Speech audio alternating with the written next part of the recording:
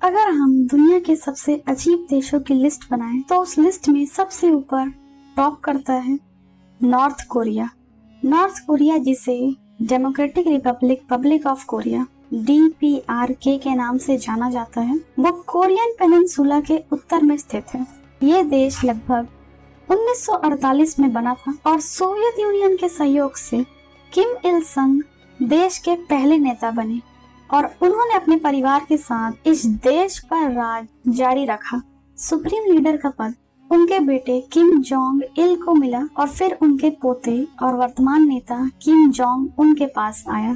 किम परिवार ने north Korea के नागरिकों को अपने कब्जे में रखा है, यानी कि नॉर्थ कोरियन सरकार अपने लोगों को बहुत ज्यादा टाइट कंट्रोल में रखती है और दुनिया से एकदम अलग करके रखती है। लेकिन इस सब के बावजूद भी कुछ लोग इस देश से निकलने की कोशिश करते हैं अच्छी जिंदगी और आज़ादी की तलाश में, और कई सालों से नॉर्थ कोरियंस अपनी जान जोखिम में डालकर इस देश से भागने की कोशिश करते हैं। लेकिन सरकार ने भागने के प्रयास को रोकने के कई तरीके अपनाए हैं और उन तरीकों में वो सुधार करती ही जा रही है, जिसके कारण अब नॉर्थ कोरिया से भागना बहुत ही ज़्यादा मुश्किल हो गया है। खासकर कोविड के बाद से भागने वालों की संख्या में बहुत ज़्यादा कमी आई है और पिछले कुछ सालों से जो भी नॉर्थ कोरिया से भागते हुए पकड़ा गया है उसे कड़ी से कड़ी सजा दी जाती है, जिससे जनता के दिमाग में, जनता के मन में खौफ बैठ जाए। नॉर्थ कोरिया से भागने की कोशिश करना तो दूर, यहाँ से निकलने के बारे में सोच भी ना पाए। इतने सारे कंट्रोल के बाद, इतनी सारी मुश्किलों के बाद भी कुछ नॉर्थ कोरियंस फैसला करते हैं कि अब उनके देश छोड़ने का समय आ गया है और शायद साउथ कोरिया में उन्हें अच्छे जिंदगी बिताने के अवसर मिले। लेकिन नॉर्थ कोरिया से निकलने का रास्ता आसान नहीं है। नॉर्थ कोरिया से निकलना, यहाँ से भागना बहुत ही ज्यादा खतरनाक हो सकता है और उसके पीछे कई कारण भी हैं। नॉर्थ कोरिया से साउथ कोरिया में भागने वाले लोगों में ऐसे बहुत ही कम लोग होते हैं जो दो देशों के बीच की जो लाइन है, जिसे DMZ डीमिलिटराइज्ड जोन कहा जाता है, वहां से निकलने की कोशिश करते हैं। DMZ की अगर हम सैटेलाइट फोटो देखें तो इसमें ये साफ साफ दिखता है कि ये रास्ता तो बहुत छोटा है, मतलब यहाँ से निकलने में बहुत कम समय लगेगा और तुरंत ही साउथ कोरिया कम समय में पहुंचा जा सकता है। लेकिन इस रास्ते को पार करना उतना आसान नहीं है जितना लगता है, क्योंकि इस सीमा के दोनों तरफ सेना की बड़ी बड़ी आर्मीज तैनात हैं। सीमा की रेखा पर भारी भरकम फेंस लगे हुए हैं जिनमें करंट भी दौड़ता है और DMZ में ऐसा कहा जाता है कि कोरियन वॉर के समय के लैंड माइंस अभी तक वहां पर हैं, जिसके कारण DMZ को पार करना हर कदम पर खतरा बन जाता है। और जिन थोड़े बहुत लोगों ने इस रास्ते से निकलने में कामयाबी हासिल की है, उनमें से कई लोग कहते हैं कि भले ही ये रास्ता छोटा है लेकिन बहुत ज्यादा भयंकर और खतरनाक है। ABC न्यूज से बात करते समय एक पुराने सैनिक किम कांग यू ने बताया कि जब 2016 में इस DMZ को पार कर रहे थे तब उन्हें कई सारी खाइयों को पार करना पड़ा, कई बार पहाड़ से गिरने से भी बचे और नॉर्थ कोरियन फेंस के नीचे से खुदाई करके उन्हें निकलना पड़ा। लेकिन एक पॉइंट पर ऐसा समय आया जब वो बहुत ज्यादा कमजोर महसूस कर रहे थे और काफी ज्यादा डिप्रेस्ड थे, निराशा में घिर गए थे कि वो आखिर साउथ कोरिया कैसे पहुंचेंगे। और उनके मन में बार बार यही ख्याल आता था, चूहे मारने वाली दवाई खा लेनी चाहिए जो वो अपने साथ लाए हैं। लेकिन जो भी लोग यहाँ से भागने की कोशिश करते हैं उनके दिमाग में पकड़े जाने का डर तो जरूर होता है। कई डिफेक्टर्स, यानी कि वो लोग जो नॉर्थ कोरिया को छोड़कर साउथ कोरिया जाना चाहते हैं, वो अक्सर मिडलमैन यानी कि ब्रोकर्स पर डिपेंड रहते हैं जो बहुत ज्यादा पैसा लेते हैं और उन्हें नॉर्थ कोरिया की सीमा से निकालकर चाइना होते हुए थाईलैंड, वियतनाम के जरिए वापस साउथ कोरिया पहुंचाते हैं। ब्रोकर्स का काम भी इतना आसान नहीं होता। उन्हें बॉर्डर की आर्मीज को रिश्वत देनी होती है, सारी यात्रा का बंदोबस्त करना होता है और ये सब चीजें अमीर लोगों के लिए आसान हो जाती हैं।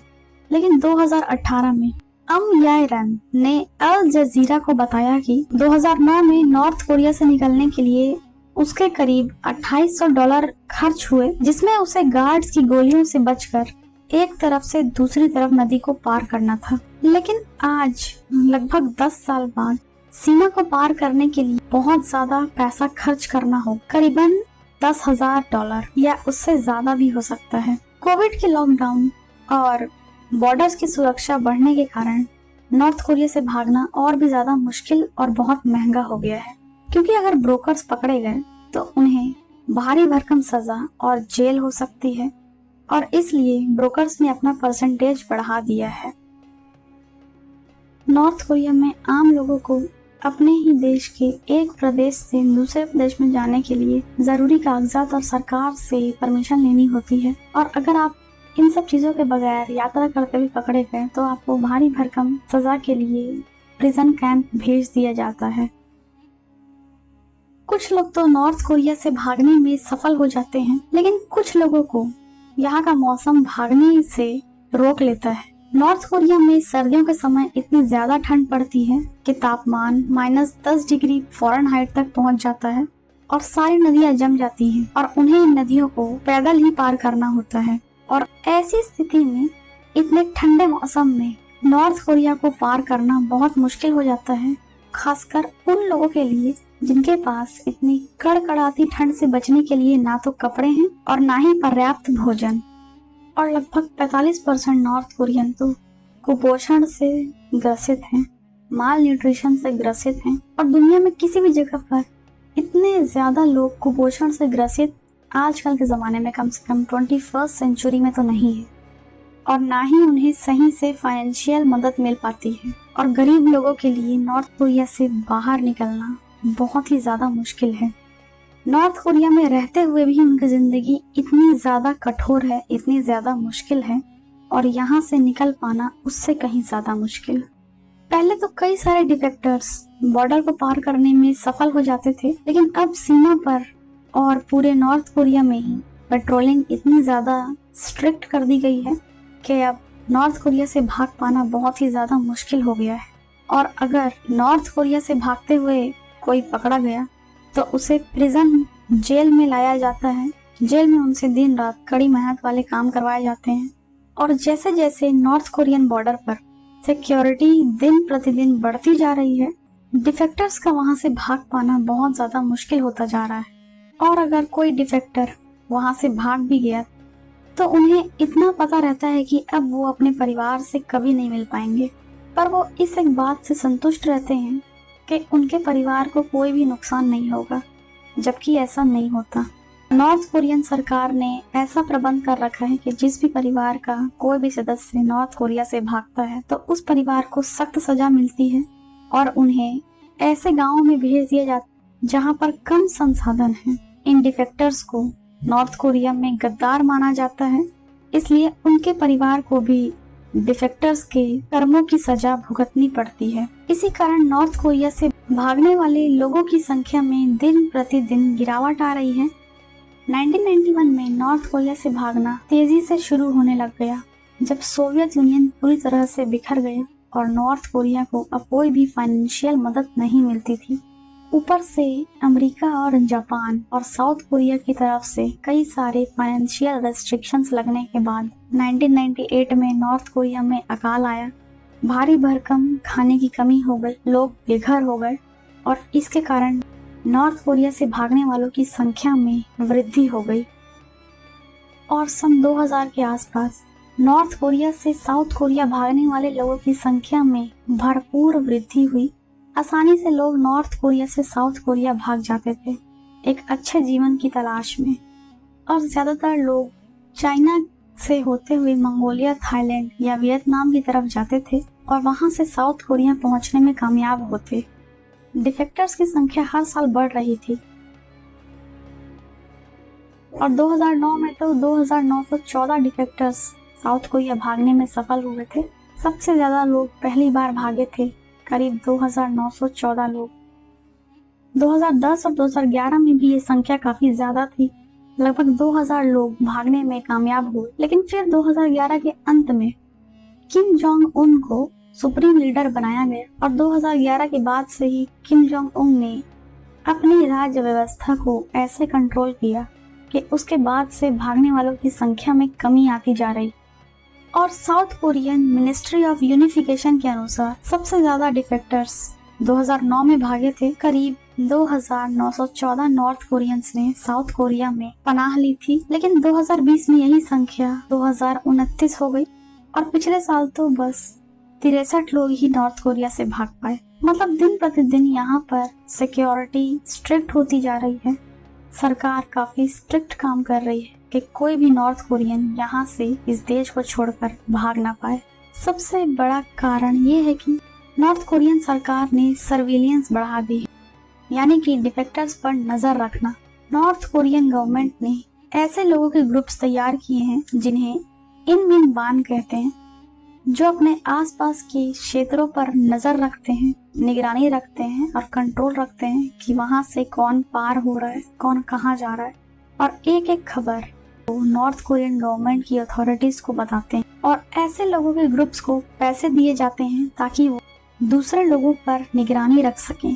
लगभग हर चीज पर निगरानी रखी जाती है, कौन कहाँ आ रहा है, कहाँ जा रहा है, किस जगह पर कितने पैसे खर्च कर रहा है, और कहीं वो कोई फॉरेन चीज तो नहीं पड़ रहा है जो नॉर्थ कोरिया में अलाउड नहीं है।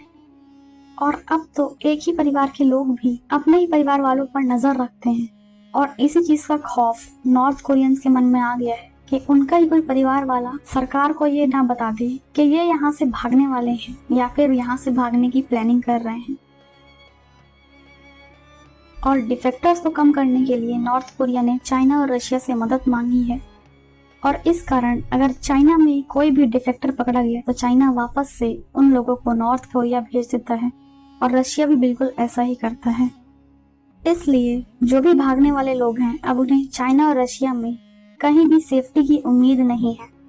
और अब नॉर्थ कोरिया 21st सेंचुरी में पहुंच गया है, तो उसने अपने तकनीकों को और भी एडवांस कर लिया है, जिसके कारण किसी भी डिफेक्टर को यहाँ से भागने में बहुत ज्यादा मुश्किल आ सकती है। नॉर्थ कोरिया में अगर आप किसी ऐसे इंसान से संबंधित हैं जिसने अपनी जिंदगी में कोई ना कोई जुर्म किया है या गलत काम किया है, तब भी आपको जेल की सजा, कैद की सजा हो सकती है। जैसे एक मामला 2009 में आया था जिसमें एक 2 साल के बच्चे को कैद हो गई थी क्योंकि उसके माँ बाप के पास बाइबल पाई गई। और किसी और देश से संबंधित चीजें नॉर्थ कोरिया में बिल्कुल भी अलाउड नहीं, गैर कानूनी माना जाता है। उसके माँ बाप के पास मिलने के कारण माँ बाप को तो सजा हुई ही, बच्चे को भी सजा हुई। बच्चा भी 2 साल का था और उसे भी सजा हुई। नॉर्थ कोरियन लोग अगर किसी और देश की सामग्री को पढ़ते हुए, सुनते हुए, लिखते हुए, देखते हुए अगर पकड़े भी गए, तब भी उनको कई सालों की जेल हो सकती है और इससे भी ज्यादा कड़ी सजा भी हो सकती है। किम जोंग उन ने नॉर्थ कोरिया में स्मगलिंग पर काफी ज्यादा कार्रवाई करी। सिग्नल जैमर्स लगने लगे ताकि विदेशी कॉल्स पर निगरानी रखी जा सके, सैटेलाइट सिग्नल्स को रोका जा सके, फोन कॉल्स की इंटेलिजेंस मॉनिटरिंग बढ़ाई गई और सीमा की सुरक्षा के लिए भारी भरकम फेंसेस तैयार किए गए कि कोई भी निकलने की बिल्कुल भी कोशिश न कर पाए। उन फेंसेस में करंट भी चालू रहता है और निगरानी बहुत ज्यादा बढ़ गई है। 2014 में रशिया ने नॉर्थ कोरिया के साथ एक एग्रीमेंट साइन किया कि अगर कोई भी डिफेक्टर पकड़ा गया तो वो उसे वापस नॉर्थ कोरिया भेज देंगे। इसलिए डिफेक्टर्स को चाइना और रशिया में भी अब उतनी मदद नहीं मिल सकती जितना पहले मिलती थी। नॉर्थ कोरिया में अगर किसी व्यक्ति को स्मार्टफोन रखना है तो उसे क्वांगम्योंग ऐप इंस्टॉल करना होता है ताकि वो कंट्री के इंटरनेट को एक्सेस कर सके। लेकिन इसी ऐप के जरिए नॉर्थ कोरियन सरकार उस यूजर को ट्रैक कर सकती है, उस यूजर की लोकेशन और एक्टिविटी को ट्रैक कर सकती है। और इस ऐप के जरिए ही नॉर्थ कोरिया से भागने वालों की संख्या में कमी आई है। पहले तो नॉर्थ कोरिया और साउथ कोरिया एक ही देश थे, लेकिन वर्ल्ड वॉर 2 के कारण ये देश 2 हिस्सों में अलग हो गया, जिसके कारण इन दोनों देशों में कल्चर्स भी काफी अलग हैं।